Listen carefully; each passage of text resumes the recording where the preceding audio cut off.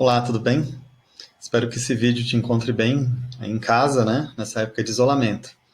Então, diante de tudo isso que vem acontecendo, eu resolvi pensar em novos conteúdos, novas formas de trazer conteúdos para você que está em casa e procurando o que fazer para se distrair e aproveitar esse tempo para colocar algumas coisas em dia. E talvez o que você precise colocar em dia também é voltar a atenção aí para o aprendizado da linguagem R, análise de dados com R, né?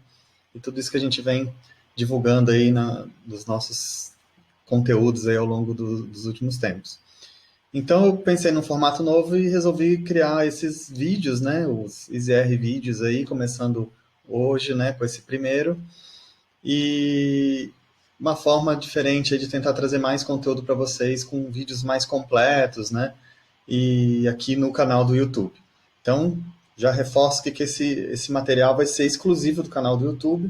Então, se você está sendo pego aí pela primeira vez, né, aqui, então se inscreve no canal, ativa as notificações, porque sempre que sair vídeos novos, você já vai ficar sabendo.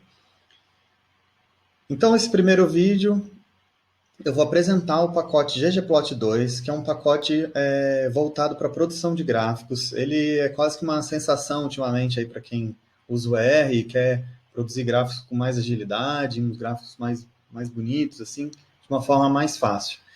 Ele usa uma arquitetura um pouco diferente, né, da linguagem tradicional do R, né, para produzir gráficos. Então, tem gente que tem um pouquinho de dificuldade para migrar para o ggplot2, porque ele tem o que são chamados de objetos geométricos, que são elementos, né, que quando são adicionados ao gráfico, definem o tipo de atributo, né, de tipo de gráfico, né, que vai ser usado, um pouco diferente da linguagem tradicional, que nós temos as funções diferentes para cada tipo de gráfico.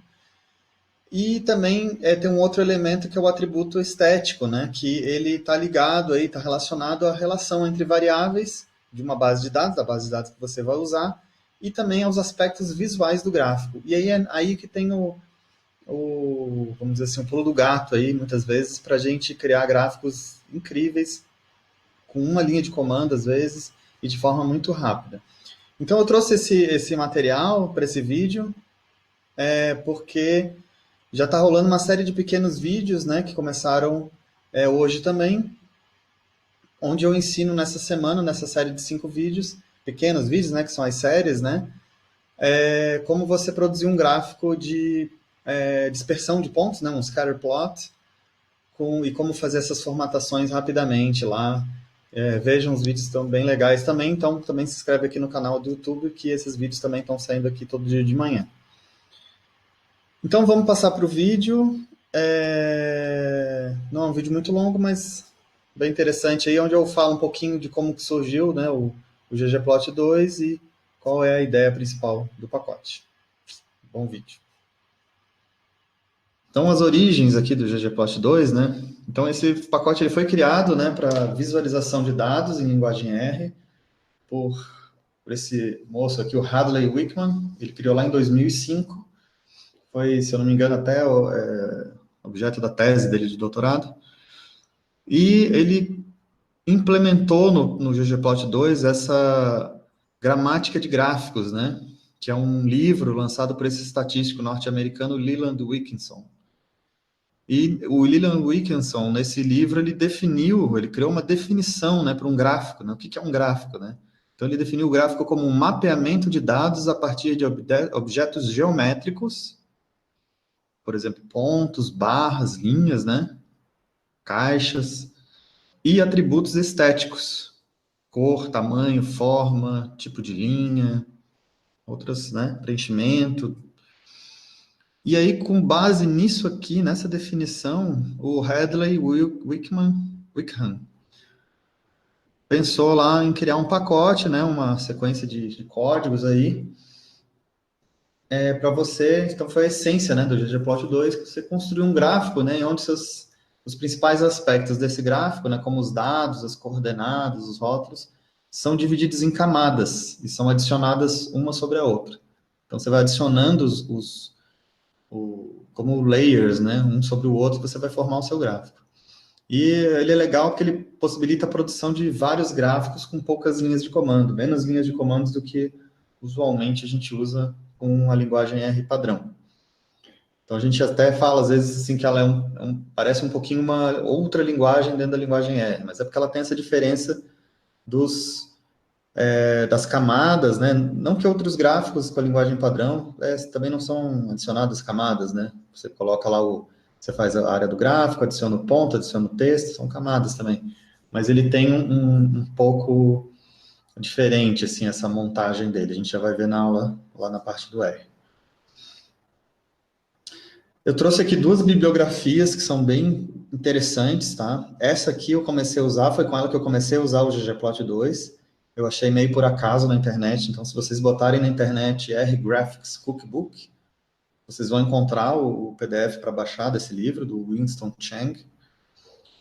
Muito bom, né? Na verdade, eu baixei achando que era um livro de gráficos, e aí quando eu vi que o livro era de gráficos com o ggplot2, aí eu falei para mim mesmo, agora que é a hora de aprender o ggplot2 e começar a usar.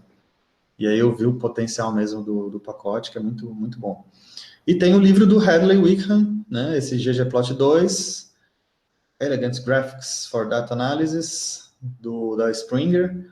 Eu não usei ainda, foi uma indicação de uma aluna, mas eu achei bem legal, mas ainda não usei porque eu tenho explorado mais o cookbook primeiro aqui, depois eu vou para o livro do Hadley.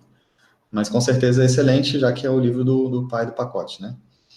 E aqui tem esse link aqui, ggplot2-x.org/gallery. Aqui tem várias coisas sinistras aqui para fazer com o ggplot2, bem interessante.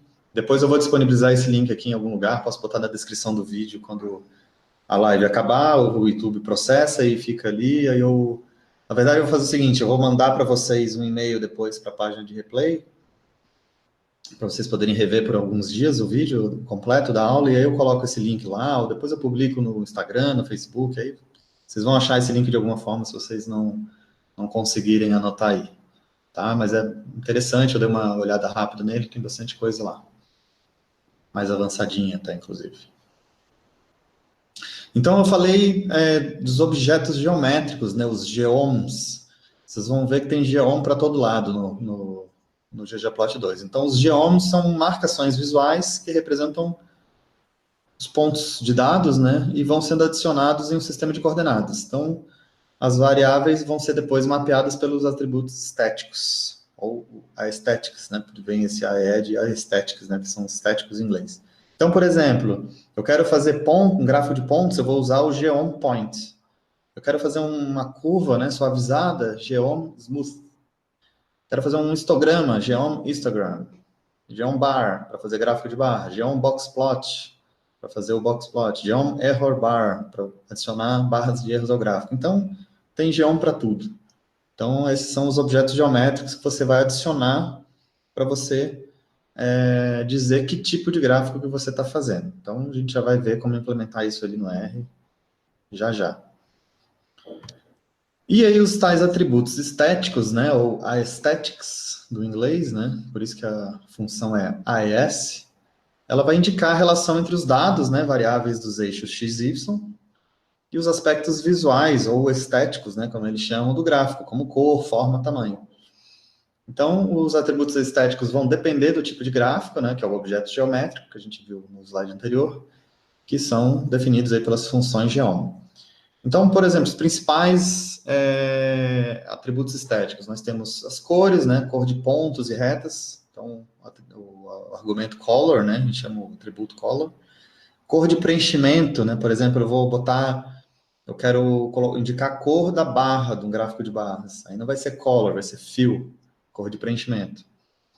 O tamanho, size, tipo ou forma dos pontos, né, eu posso botar um ponto, uma bola, um triângulo, um quadrado, uma cruz, aí vai ser o type.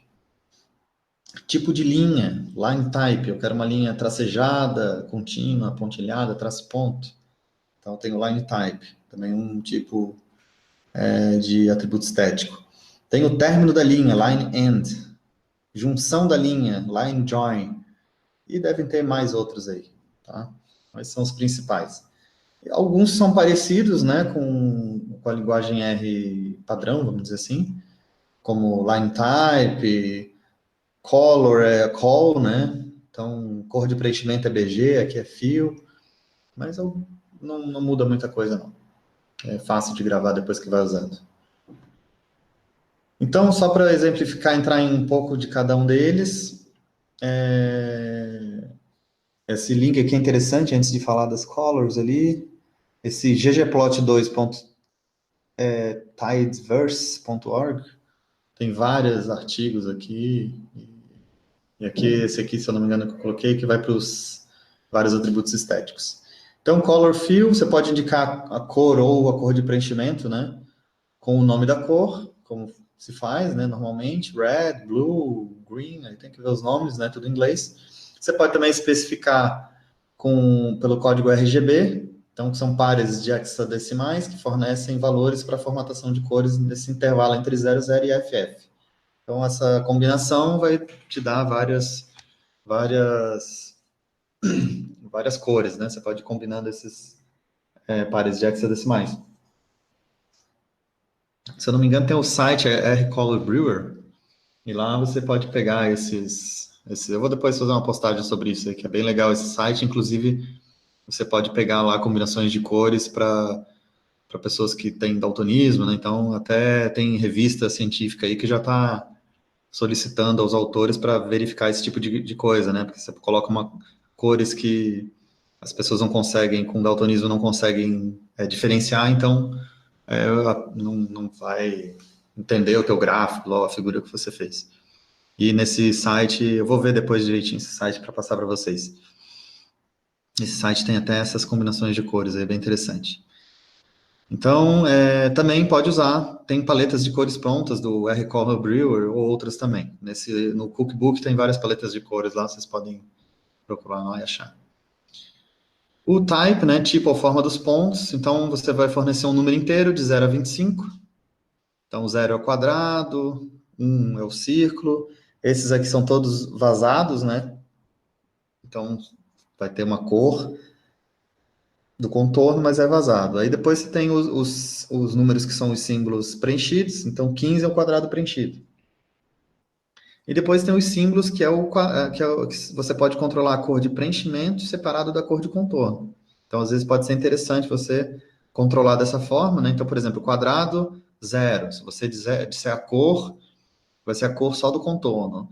No 15 vai ser a cor de preenchimento. E aqui você vai ter que controlar separadamente a cor de preenchimento e contorno. Mesma coisa para os outros aqui, para o losango, para o triângulo e para o círculo. Ok? Aqui faltou o 25, né? Ficou faltando 25 nessa figura, que é o triângulo para baixo, triângulo invertido. Esse triângulo aqui é o equivalente ao 6. Aqui também faltou um, 15, 16, 17, 18, 19. Faltou aqui. Triângulo que sim para baixo, não sei qual que é não. Mas também você pode indicar assim, ó. Você pode indicar, eu deixei um exemplo aqui, tá? Você pode indicar escrevendo o nome, um circle, eu quero um círculo, circle. Eu quero um círculo aberto, circle open, preenchido, cross, plus, aí você vai colocando, ó, então todos os nomes aqui, ó. Círculo aberto, círculo preenchido, círculo com uma cruz, círculo com um sinal de mais. Então você pode ir combinando, né? Os tipos, né? Em vez de fornecer esse número, que é mais limitado, você escrever o nome mesmo. Outro atributo estético é o line type, que eu mencionei. Então, você pode também fornecer um número inteiro. Então, 0 não tem linha nenhuma. 1 é sólido. 2, tracejado. 3, pontilhado. 4, traço e ponto. 5 é traço mais longo. 6 são 2 traços, é tracejado, mas com traço curto e um longo. Ou você pode também escrever o nome, solid, dash, dotted, só que sempre em inglês. Então você vai trocando no tipo de linha, né? Aí esse line end e o line joy, eu não conhecia isso até mexer com o ggplot 2, né? E o line end ele vai te mostrar o final da linha, como é que ela vai terminar. Então aqui ele fez um gráfico aqui nesse exemplo, peguei lá do livro do Cookbook.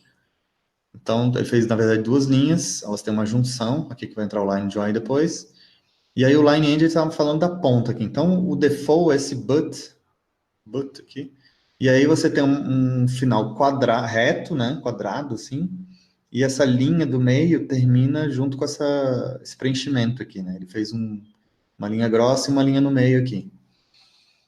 Então, esse aqui é o default. Aí, se eu escolher o round, ele vai arredondar a ponta aqui e aquela linha do meio lá, vermelhinha, não vai até a ponta. E se eu escolher o square, ele também vai ser quadrado como o but, só que a linhazinha do meio também não vai até a ponta. Então, por alguma aplicação, se você tiver necessidade de fazer isso, você tem como fazer com line end. E o line join é justamente essa parte que ele junta aqui, ó, essas duas linhas. Então, ele juntou as linhas, o default é ele juntou assim, arredondadinho. Esse mitre, ele junta com a quina, né? Faz a quina ali. E o bevel, ele corta aqui, ó. Você observa que ele não faz a quina, ele faz um chanfrado aqui, ele não faz a quina pontuda, né? Ele corta ela e também não faz arredondado. Então, parece meio bobagem assim, mas às vezes pode ter necessidade por algum motivo de mexer com isso, então line end e line join. Então, pessoal, Eu espero não que vocês tenham conhecia. gostado do vídeo. Se vocês curtiram, dá uma curtidinha aí. Se não se inscrevendo no canal, se inscreve, ativa as notificações. Tudo isso ajuda o canal a crescer e você também vai ficar por dentro dos conteúdos novos que a gente vai postando aqui. E também deixe seus comentários, deixe sugestões para novos conteúdos, né? Se você tem um assunto assim em relação à linguagem R ou a análise de dados usando R, alguma análise específica e você tem alguma dúvida, tem interesse de algum assunto, deixa que a gente vai criando aqui uma lista de assuntos e vai gravando novos vídeos aí, colocando na sequência aqui, nessa nova série de vídeos aí que a gente vai colocar toda semana, tá bom? Obrigado, e não deixa de passar para os amigos também, tá bom? Valeu, tchau, até a próxima.